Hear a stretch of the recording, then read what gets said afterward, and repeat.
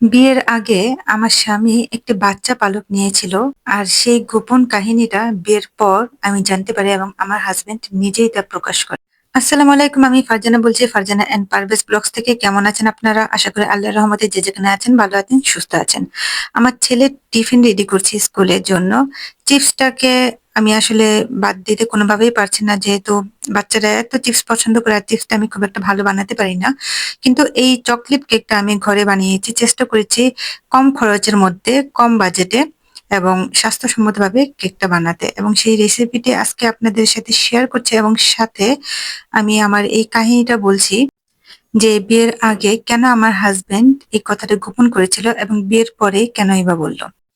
আমার বিয়ের প্রায় 10 বছর হয়ে গেছে। তো বিয়ের 2 বছর পর একদিন বিকেলবেলা, বিকেলবেলা না সরি, সন্ধ্যার পর চা খাচ্ছিলাম। তখন আমার স্বামী ঘরে এসে বলল একটু গম্ভীর ভাবে যে তোমার সাথে কিছু কথা আছে, জরুরি কথা। বললাম কি কথা বলো। এতটা গম্ভীর ভাবে সে বলছিল, আমি কিছুটা ভয় পেয়ে গিয়েছিলাম। আমি বলেছিলাম কি কিছু কি ঘটেছে, কোনো খারাপ কিছু?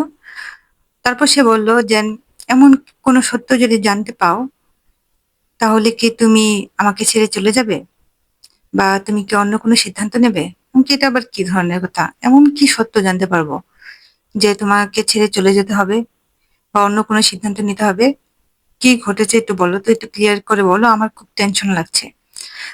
তখন সে বলল, বিয়ের আগে আসলে বিষয়টা বলতে চেয়েছিলাম কিন্তু সাহস পাইনি। আমি বললাম, এখন যদি সাহস পেয়ে থাকো তাহলে ঝটপট বলে ফেলো, আমি আর টেনশন নিতে পারছি না। বিয়ের আগে আমি একটা বাচ্চা পালক নিয়েছিলাম, তার মায়াটা আমি এখনো ত্যাগ করতে পারিনি, এবং এখনো আমি সেই বাচ্চার মায়াটাকে ভুলতে পারছি না। আমি বললাম অবাক হয়ে যে তুমি বাচ্চা কেন পালক নিবে বিয়ের আগে? কি কারণে? আর কারই বা বাচ্চা যে তোমাকেই পালক নিতে বাধ্য হতে হলো? তারপর বলল, কার বাচ্চা সেটা জানি না, দেখেছিলাম রাস্তার মধ্যে আমাদের বাড়ির গেটের সামনে। আমি অবাক হয়ে গেলাম, তোমাদের বাড়ির গেটের সামনে একটা বাচ্চা ছিল, তুমি নিয়েছে আর কেউ দেখলো না? কেউ কি বাচ্চার কান্নার আওয়াজ পায়নি? আর তুমি বাচ্চাটা পালক নিতে চাইলে আর তোমার ফ্যামিলি মেনে নিল? কার বাচ্চা, কোথাকার বাচ্চা? তারপর তোমরা থানায় গেলে না কেন? তারপর আমার হাসব্যান্ড বলল যে না, আমি বাচ্চাটার মায়ায় এমন ভাবে মোহিত হয়ে গিয়েছিলাম, আমি চিন্তা করেছিলাম বাচ্চাটাকে আমিই পালবো, থানায় নিয়ে কি হবে? আর কেউই তো বাচ্চাটাকে নিতে আগ্রহী হচ্ছিল না। কান্নার আওয়াজ সবাই শুনছিল কিন্তু কেউই নিতে চাচ্ছিল না। আমি আরো অবাক হলাম, একটা বাচ্চা রাস্তার মধ্যে কাঁদছে, কেউই নেওয়ার জন্য আগ্রহী হলো না। লিস্ট বাচ্চাটাকে তো থানায় দিবে বা কোনো খোঁজ খবর নেবে, এটা কার বাচ্চা? মেজাজটা আমার খুব গরম হতে লাগলো। কোনো কিছুই মিলছে না, হিসেব মিলছে না। আমার মেজাজটা এত খারাপ হচ্ছিল, মনে হচ্ছিল হাতে চায়ের কাপটা দিয়ে আমার স্বামীর মাথায় একটা বাড়ি মারি। তারপরে মেজাজটা অনেক কষ্ট করে কন্ট্রোল করলাম। ঠান্ডা মাথায় জিজ্ঞেস করলাম, বাচ্চাটার বয়স কত ছিল? বলল নবজাতক বাচ্চা। তারপরে জিজ্ঞেস করলাম, ঠিক আছে, বাচ্চাটাকে কতদিন পাললে তোমার কাছে? কারণ বিয়ের পরে যেহেতু আমি তোমার কাছে দেখতে পাইনি, তাই নিশ্চয়ই বিয়ের আগেই কারো না কারো কাছে হস্তান্তর করেছো। কি করেছো বাচ্চাটাকে, কোথায় দিয়েছো? তারপর বলল, বাচ্চাটাকে 10-15 দিন আমি আমার কাছে রেখেছিলাম। তারপর দুধ কিনে এনে খাইয়েছি, ভালোই সেবা যত্ন করেছি। আমাকে তারপর তারপর কি হলো? বললো 10-15 দিন পর বাচ্চাটা চলে গেল। 10-15 দিন পর বাচ্চাটা কিভাবে চলে গেল? বললো নিজের পায়ে হেঁটে। আমি, হোয়াট? নিজের পায়ে হেঁটে? একটা নবজাতক বাচ্চা নিজের পায়ে হেঁটে কিভাবে যায়? তারপর বলল চলে গেছে পায়ে হেঁটেই। একটা বিড়ালের বাচ্চা তো 10-15 দিন পরে এমনি হাঁটা শিখে যায়, হেঁটে হেঁটে চলে গেছে। কি বিড়ালের বাচ্চা? পরে বলল, হ্যাঁ, তুমি কি মনে করেছ? আমি কি মনে করেছি মানে? বললো একটা বিড়ালের বাচ্চা দেখলাম গেটের সামনে পড়ে আছে, তো আমার খুব মায়া লাগলো, দেখতেও খুব কিউট ছিল, তা আমি তুলে নিয়ে আসলাম। এনে তারপর কয়দিন পাললাম টাললাম, দুধ টুধ খাওয়ালাম। তারপর দেখি চলে গেছে। সবাইকে খামচি টামচি মারে, আমার বোনরা বিরক্ত হয়ে যাচ্ছে, তাই আমিও আর আটকাইনি, চলে গেছে, আমি আর খোঁজার চেষ্টা করিনি। এমনকি এটা কোনো কথা? তুমি এইভাবে আমার সাথে এই মজাটা করতে পারলে? বললো, আমি মজা কোথায় করলাম, বিয়ের আগে ভেবেছিলাম ঘটনাটা তোমাকে বলবো, কিন্তু আর সুযোগ পাইনি। আবার কি মনে করো, বিড়াল যদি আমি পছন্দ করি, যদি আমাকে বিয়ে না করো? সেজন্য বিয়ের পরেই ঘটনাটা বললাম।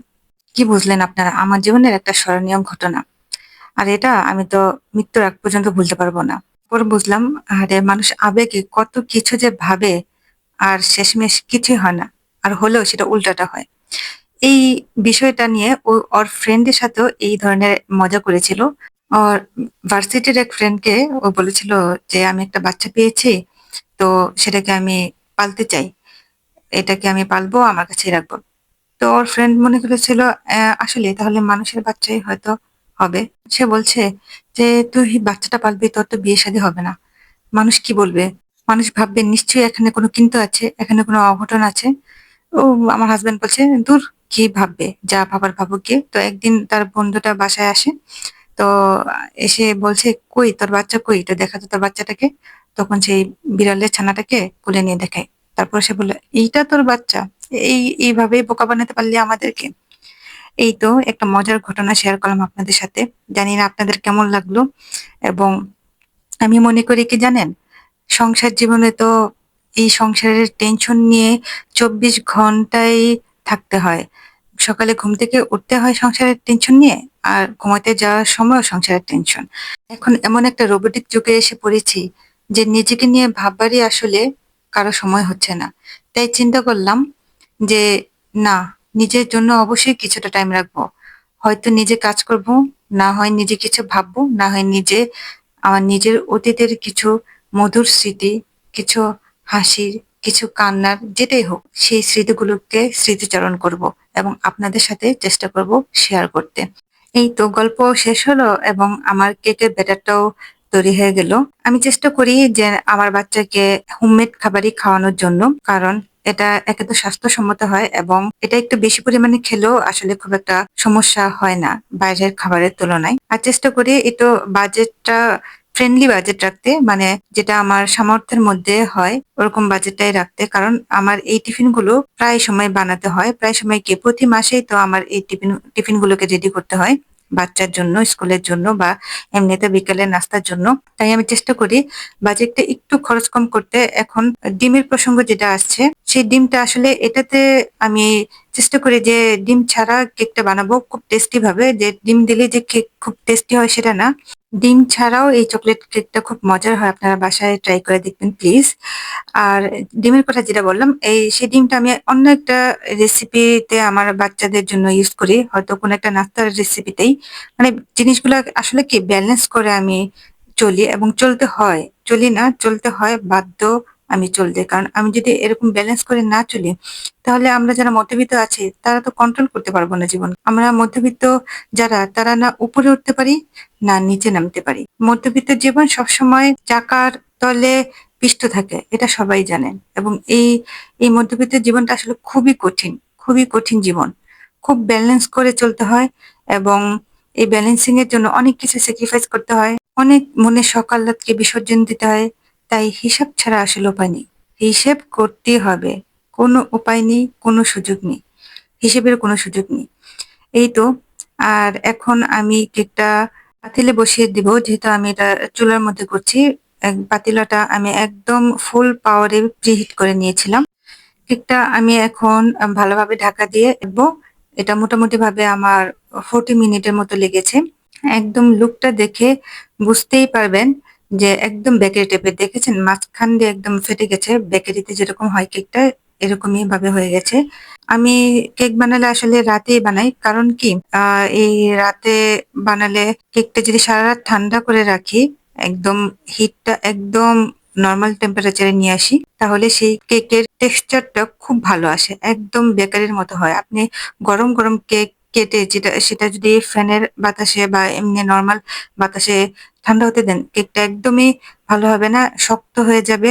টেস্ট পাবেন না। আপনি যত ভালোভাবে বানান না কেন টেস্ট পাবেন না। এখন আমি কেকটা কেটে নিচ্ছি। সারারাত এটাকে ঠান্ডা করে রেখেছি। এখন কেটে নিচ্ছি। কতটা সফট হয়েছে দেখতেই পাচ্ছেন।